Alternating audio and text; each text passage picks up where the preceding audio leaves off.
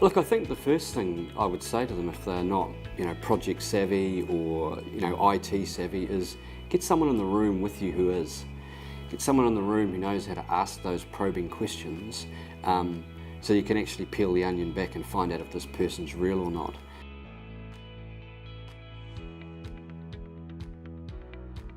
Scope is about the things that you're going to do, and you can do those to the ultimate level of detail if you wish, which is probably a bad idea, but at least you need to define your scope, because when you've defined your scope, you know where you begin and end. You know what you have to do, you know how much it's going to cost, and all of those things can be derived from scope. Risks are generally things that you need to think about before you start and keep up to date as you go along. And risks are exactly what they sound.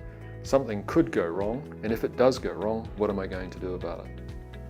To put it very, very simply, if you pick up a project, the first thing you need to do is understand what your objectives are, how it will impact your stakeholders. The thing that's sort of classically defines a project manager is the timeline. What am I going to do? What's going to happen next? What has to happen after that?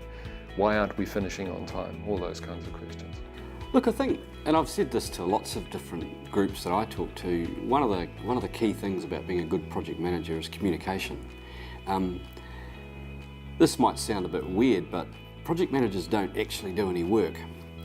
They get other people to do it for them. So being able to relate to people well and communicate what you want, how you want it, when you want it, in a nice way that they're going to do it for you is probably pretty key. So I think communication's a great place to start. The unfortunate and very fortunate thing about a project is it involves people. And so that's where it becomes difficult, because people have their own ideas and they have their own desires and they have their own needs and wants. And in terms of delivery, you've got to involve all of those things and understand where they all fit. And when you start to lay those things out, interpersonal savvy, you've got to get on with people. You've got to have some business acumen. You need to know why we're doing what we're doing. You kind of need to have some political savvy about you. Projects cut across the boundaries of organisations, and I've been in plenty and they all have politics. So you kind of need to know how to navigate your way around that and dodge the landmines.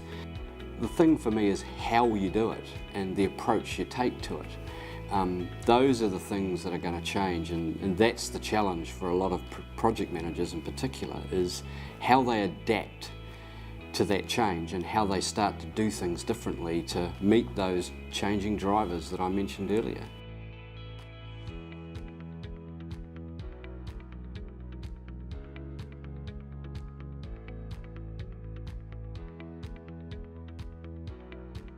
It's interesting, many people don't know the distinction between the two.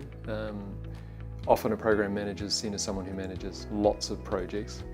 Not strictly true. A program is more a group of, or it's a business activity that's going to deliver a business outcome which is over a long period or a stretched out period of time.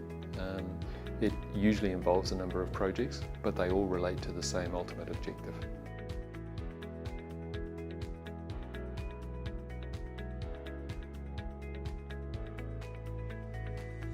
There's a lot more emphasis on what they call agile methodologies. That has become a bit more prominent, I think.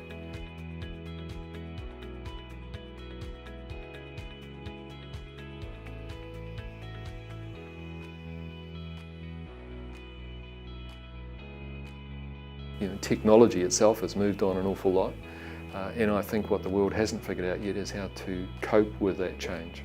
It just keeps using technology, and one day that's going to hurt. So possibly, project and program management will need to think about more of the social aspects of the technology it's introducing. The fundamentals are the same. You have to know what you need to do, what outcome you want to achieve, and then figure out how you're going to get there. And that's been the same in all the years I've been working.